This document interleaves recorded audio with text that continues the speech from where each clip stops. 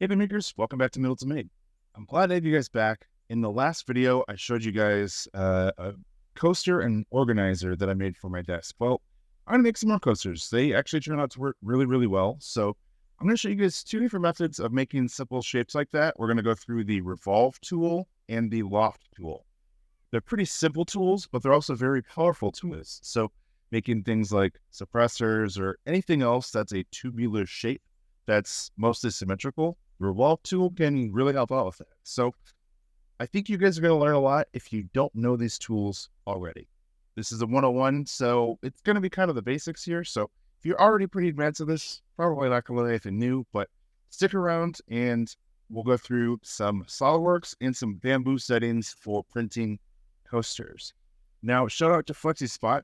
They've sponsored another video, and I've got the C7 ergonomic chair upstairs, and that's what we're going to talk about later. So let's jump into it.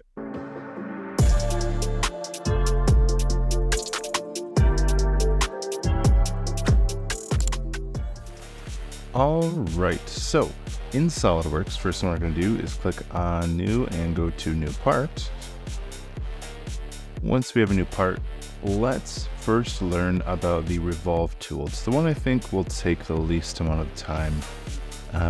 It's a very, very powerful tool if you're going to create something circular. So there's a lot of tube, a lot of circular, a lot of cylindrical items that you may want to design one day, and the Revolve tool is super handy. So you need to choose a plane that you want to revolve around.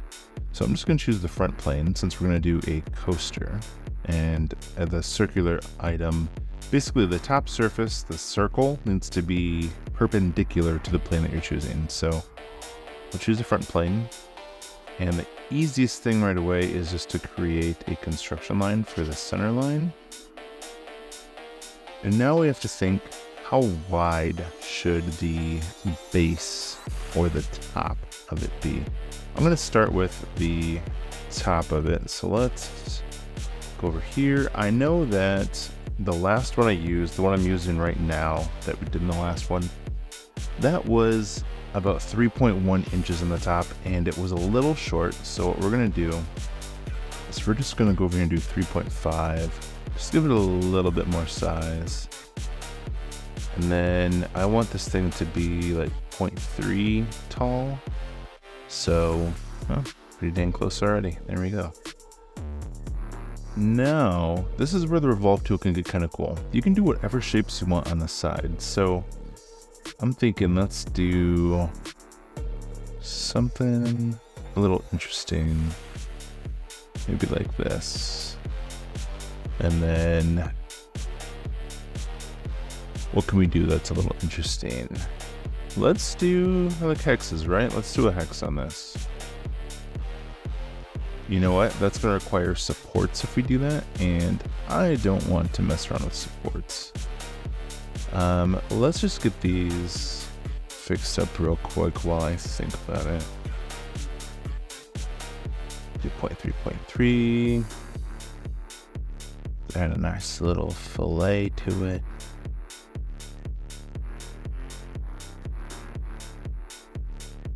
I think what we're gonna do, yeah, that would be cool. It'll come up at this angle and then I'll round it.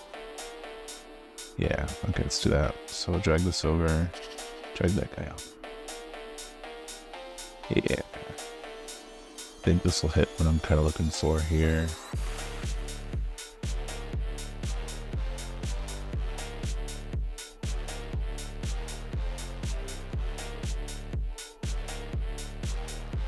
There we go.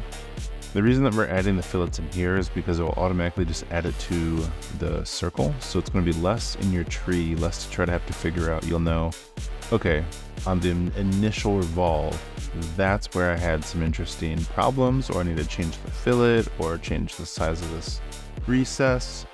It's a lot easier to just have to change it in the original sketch than to find fillet number 47 in order to try to fix the feature. Let's just make sure we have like, there we go. So this is a pretty mundane, but I think it'll be a pretty fun Revolve, and especially when we have the texture and the print in here. I'm wondering, actually now, if this needs to be much smaller, because one of the tools we're going to do in BAMBU in order to make this a coaster is to use a no tops modifier. All right, so we need to remove as much tops as possible. All right, so now it turns solid, which means we have a solid shape. Let's go over here, and right next to your normal extrude is Revolve. So it's quite as simple as this. Now, sometimes if you have multiple vertical lines, it won't know which one. This one's off the origin, so SolidWorks can kind of figure out they want to do it off of this one. You can just choose the first line, the construction line, and it'll do it for you. So, boom. There's a coaster using the Revolve tool. Literally one thing in the feature tree. Makes it super easy. And I don't know what the feature is in the bottom, but kind of like it. Might be kind of nice to put like a logo in the middle. We'll skip it this time. I added it last time, but it'll make the hexes in the middle. It'll fit the branding anyway. You can also go in here, and if you need to do like partial, if you have a certain project or a certain thing that you want to do, so like suppressors, I like to do cutaways to show the inside of them. You can just do 270 and boom, now you have a third of it removed and you can see the inside. This is the C7 ergonomic office chair from FLEXISPOT.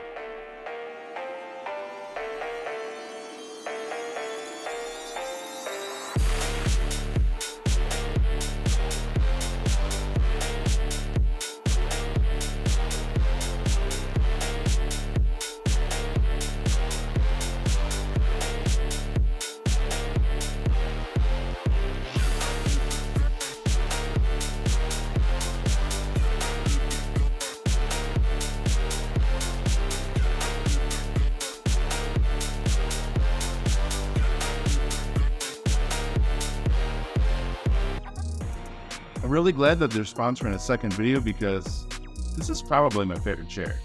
Before this arrived, I was using what I thought was the best fit for me, but my lower back and hunched shoulders disagree. On the FLEXISPOT website, the C7 series has the C7 Lite, C7 Max, and C7 Pro. I have the C7 with the footrest and in the foam material. And there's even a handful of color options to choose from. The FLEXISPOT C7 was built for comfort and ergonomics. With a sturdy base and adjustments for just about every aspect of the chair, to the full back, to the adjustable lumbar support and leg rest. If you're not standing at a FLEXISPOT desk, you'll be glad to be sitting in one of the chairs. The headrest is even adjustable in height and tilt, and the lumbar support can be dialed in just to your liking. And for scale, if you compare it to the size of a banana, a spool of printer filament, specifically a can of black spray paint, a bottle of glass cleaner, and a size 11.5 foot. Take advantage of a great discount down in the description, and thanks to FLEXISPOT for sponsoring another one of my videos and working with our community. Pretty awesome. Now that we're done with a Revolve tool, let's talk about lofts. So let's come in here, we'll start a new part. We're going to start sketching the top plane. So a loft is going to be basically you're taking one shape on the bottom and you're going to go up to the top shape up here. So you're kind of blending some stuff together in order to actually create the shape that you're going for. So as we know, I really like hexagons. That's kind of the whole branding that we got here. So we'll come in here. We'll set this again to 3.5, and with hexagons and SolidWorks, it's like, I don't know which way is up, so you have to say, I want this one to be the horizontal one. I also don't like the sharp edge of these, so I'm going to come in here. Well, it's a lot smaller than I imagined. Let's get these all selected in like maybe 0.1, 0.2, oops, 0.2, 0.2 is fine. That's a mighty fine hexagon if I don't say so myself. We'll exit. And I have to think, how tall do I want this thing to be? So we're gonna go to the top plane. I'm gonna hold down Control. I'm gonna drag it up.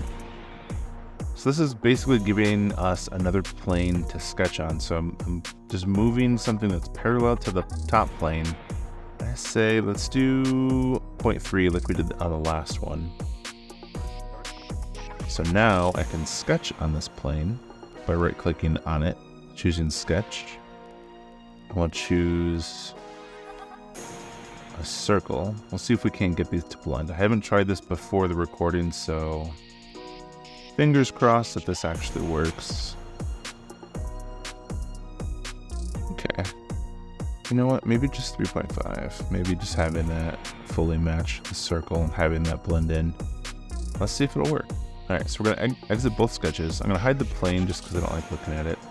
So you can kind of see this is an outline of the loft that we're hopefully going to create here. So we'll choose both sketches, loft base, and boom, it actually looks like it's going to work just fine. But what I'm noticing is this is kind of a harsh transition on the print bed. So I'm going to print this on the print bed. This is going to be a line that's going to kind of give us a very thin first layer at these edges. It's going to be really easy to damage those. So I'm thinking we might need to add a third sketch, and that would be a more vertical, closer to the design of this first one. So we'll go to the top plane again, Control, and drag it off. And let's just do like 0.08. That's a good height. Still plenty to blend in there. And here's the most simple tool I've ever seen, or most simple way of getting this sketch on this plane. So we'll start a sketch. We'll click on the one that we wanted originally, and boom.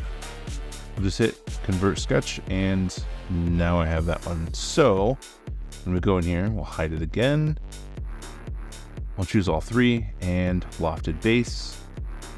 Uh-oh, it doesn't know what to do. So we're gonna actually drag that guy over. Will you drag for me, please? Thank you. Thank you. Come on. Oh my god. This is actually an annoyance with this is it won't like drag between multiple. There we go. Let's try to go to 2 first. Yeah, that's not gonna work, buddy. Bye. Let go, bitch.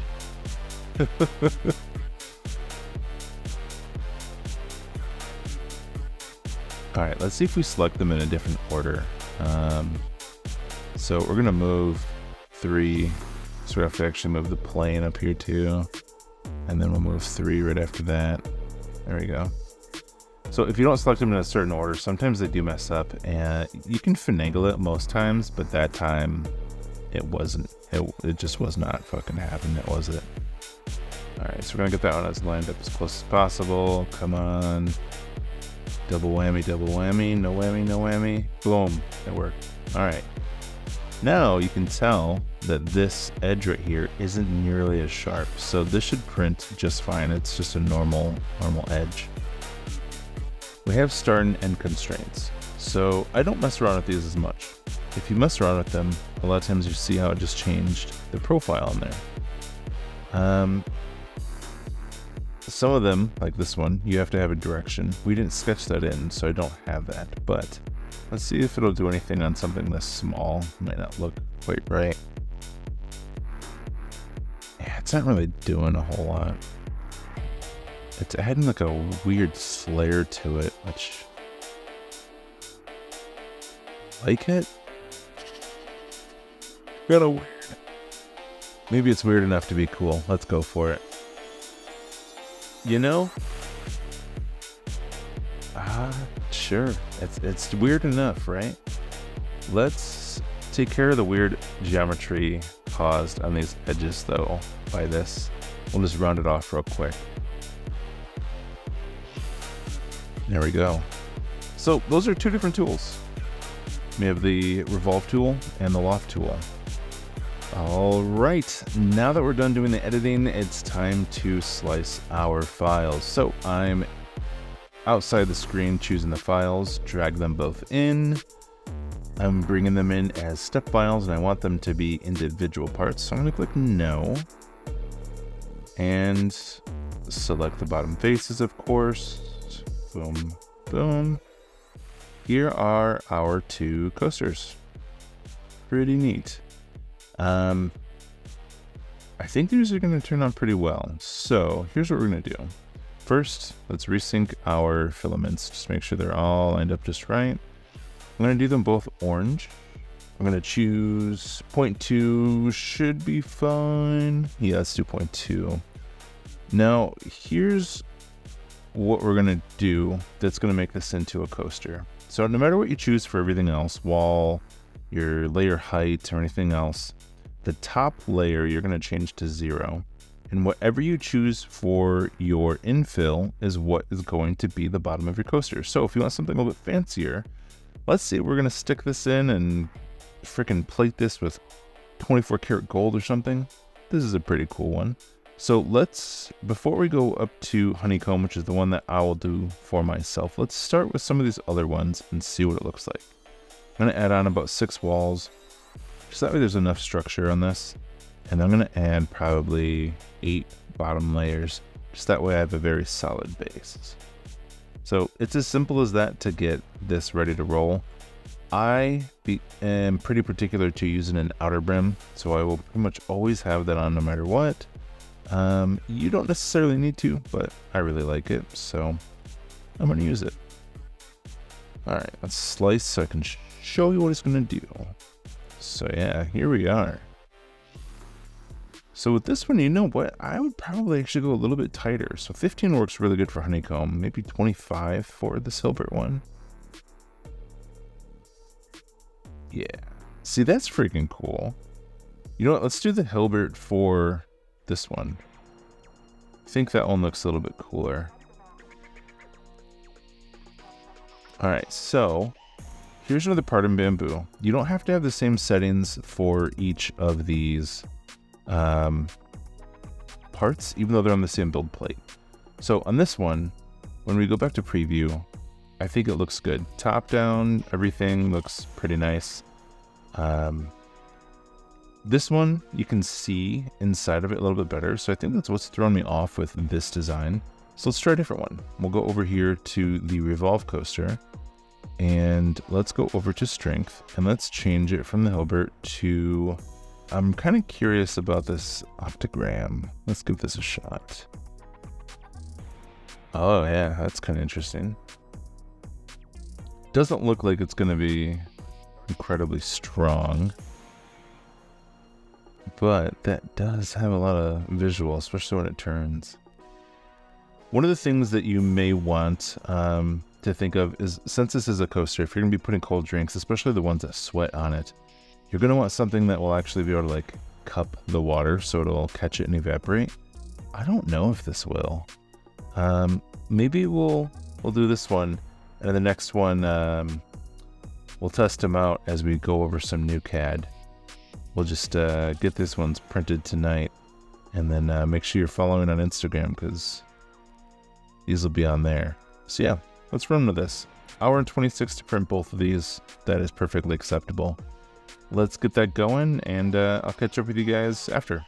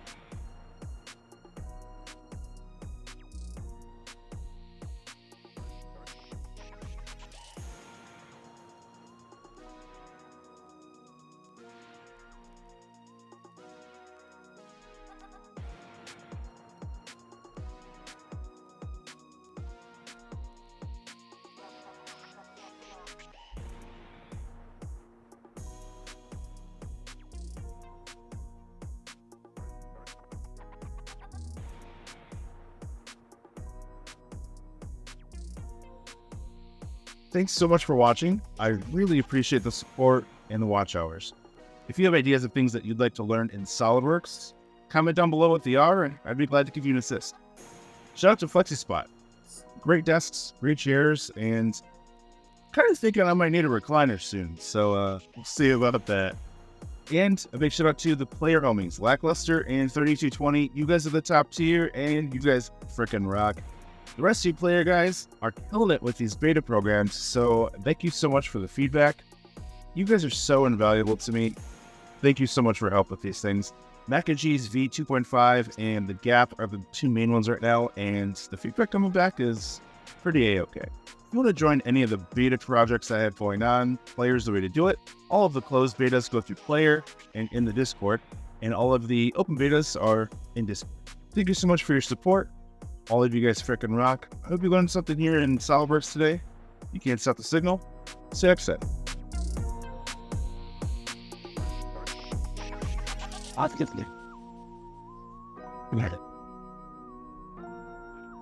Right to me.